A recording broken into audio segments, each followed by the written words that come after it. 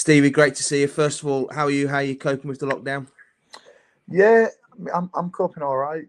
I'm lucky. I've got a garden and I can take my time with stuff and get things done that I've needed to do a lot. And also it presents a lot of time to feel into different things that you want to experiment with and to try out too. So I've used it as that.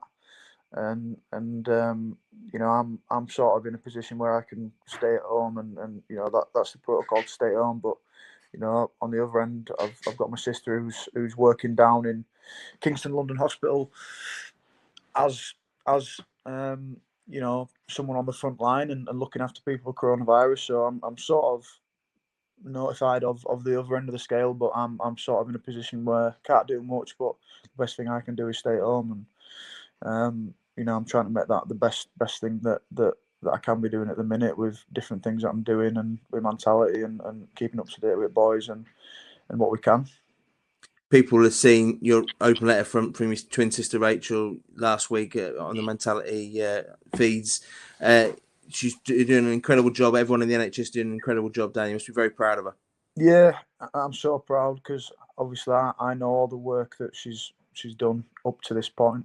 She's at F2 now, so she's still in her sort of early stages of being on the wards and looking after acute medicine and stuff. And I've seen all the build up and all the work she had to do, and now she's sort of been thrust into it in a way, and she's been doing the night shifts even before this, and now she's doing it where there's such a magnifying glass on the NHS and there's so much praise being thrown at them, and she's working hard, and she's just with that open letter, I guess, just from her perspective, sending out what she can to give us a bit of a perspective and a bit of a understanding of what she's going through. And she's working hard, mate. She's tired a lot of time, she's stressed a lot of the time, but she's keeping up her mental health, I guess, and staying on track with that as well too. So massive raps to her, and she's a hero in my eyes.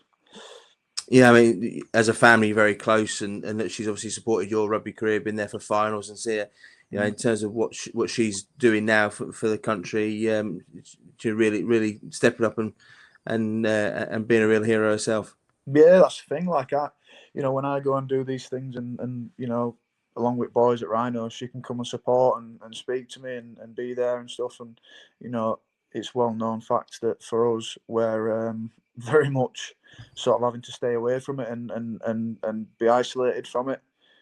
So she's doing really well, and this is sort of something that I'm sure she's going to learn so much from, and as a doctor, but also as a person. And we're supporting her, virtually as much as we can, and hopefully she can continue to do brilliant service for the country and for what we need right now. You've been an advocate of talking about mental health for over 4 years, a public advocate for talking about mental health. It's so important, particularly now that people are talking about it. Yeah, mate, it's it's almost good that we've had that preparation, because this is such a sort of concentrated situation that we're in, and people finding themselves in so many different situations that are different to each other's. As we were talking about before, people may be on their own, isolated. People may have mental illness that are isolated and can't really get the services and attention that they need. So it goes across the board. And I did do a podcast with Dr. Alan Johnston, actually, who's a sports psychiatrist. He works for Team GB, so he's managing all the athletes with the different scenarios that they have, and he works for the LMA, so looking after football managers too. But he's given us a lot of models and a lot of advice and a lot of things to think about, where people can look after their own mental health. So things on self-esteem, things on accepting what they can control and can't control, and other real practical things that they can implement in their own lives and work out themselves to do. So that podcast is going to come out this Wednesday, which will be really helpful for people, and I'm really excited to put that out there. But it's a mega point that you raised, Phil, about mental health and about people being aware of that, and hopefully we can shed some help with that too. And that's the great thing with Mantality, that you cover so many different areas in terms of the podcast. You mentioned Dr. Alan Johnson, you had the Naked Professor on there. People can go back and listen to old podcasts as well and look for get that whole mental health journey to get to be part of that. Yeah, exactly. I mean, it's and that's part of it. It's the journey. So like, I don't know all the answers, and I don't think anyone does. It's sort of me from going the start. You can pick up that journey from. I guess it's me going out to look at the answers and learning along the way, and people can sort of pick up with that journey and join that, and certainly some of the latest ones. There's some real honest conversations. That one with Naked Professor was a really deep sort of conversation that goes under the surface, and there's some practical help, like I say, with Alan Johnston and different things, different sort of alternative things that people can look at in terms of being at a home on your own, maybe, but different things that introduces them into courses, breathing techniques, ideas of mindfulness, and different methods that they can start pick up to use this as an experience, as an example of a period of time where, all right, well, I've got this time at home, I've got this time for at least another 2.5 weeks. What can I do to better myself without having to use all the stuff that'd certainly be distracting yourself from that usually. And live yoga on Instagram as well. Yeah, live yoga. We've had to get the most flexible human being alive to do it. We only have to get the best at Mantality, but he's a yoga champion as well, I believe. So we've got a fella called Joseph Thomas who's doing it. He's sort of taking over the Mantality Instagram. It's been 12 p.m. on Saturdays, and it's been good. We've got sort of like a bit of a following on it now. There's about 35 people that do it each week, and that's a pretty busy yoga class. So anyone who wants to jump on, I think it may be a Sunday this week coming up. It's going to be relaxing and restorative yoga for people. So people should get involved and try. And one thing I do mention, he's the most flexible and best man at yoga I've ever seen. So when he turns himself into a sandwich, don't get too despondent, because I'm sat there at the other side of the Instagram live, like barely even halfway for what he's doing. So you do what you can do, and for yoga, it's sort of an escape to do something where you don't have to compete. Like we used to compete all the time with players, but I go in there and go, right, I'm going to do what I can do, enjoy it, stretch a bit, and feel 10 times better after for doing it. So yeah, that's been the yoga.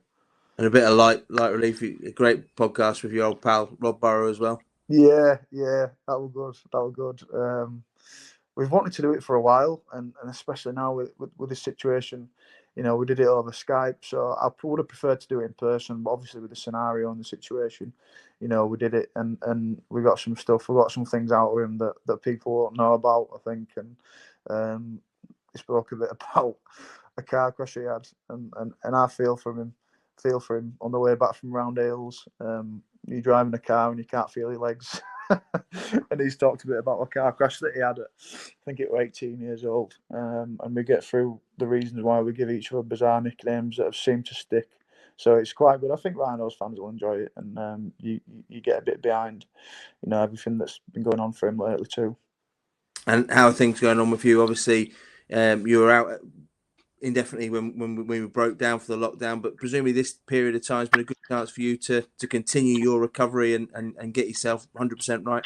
Yeah, I mean, if I were going to search for some positives in what's going on, mate, it'd be that I've got time to sort of let things heal naturally and get away from the pressures. There's no heat on me, so to speak, right now in terms of missing games and missing what's going on, which is sort of good. It lets the brain rest, and I'm looking at different things for what can help the brain, and different research has been doing into brain health, which is quite fascinating. So I'm sort of looking into that and looking at trying to build new neural pathways and create a new version of me, rather than trying to go back to the old version, which is concussion has wiped out. So I've been looking at stuff like that, doing things that's good for me. I can now juggle, so I can class myself as a juggler.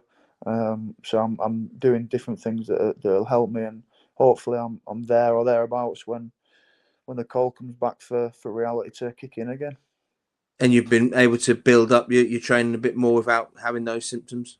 Yeah, so really sort of frustrating thing was when I was running, coming back, trying to get back playing. I was running, and there's still the symptoms are there a bit before I'm running, but they're not flaring up and going wild like they were doing in the early stages. I'm able to do 5k runs and different stuff like that, which in itself makes your brain better. That's good for you as a person anyway. So good to get them done. And I'm sort of playing around with what I'm doing with weights. I'm measuring my heart rate and certain things like that, enable to get to the stage where I can start doing weights again, and hopefully I don't turn back into the 18-year-old version of Stevie Ward that were playing for Rhinos, and I can keep a bit of weight on. And just finally, just to wrap up, I'm sure you, on behalf of the Rhinos, you'd like to thank all the key workers who are out there helping us. Thinking of Rachael, but everyone in the NHS and all the frontline workers who are making it safe for us. Yeah, mate. I'd love to push out a message that's thanking all them. For me, my sister, I've always held the workers on the front line in the highest regard anyway. But now it's so much more concentrated, and now the magnifying glass is on the NHS and for the amazing work that they're doing, and the sort of selfless work that they're doing. They really are putting themselves in harm's way. My sister's had coronavirus herself and recovered from it, and she's just back out there. Back out there doing it, just as rugby players do.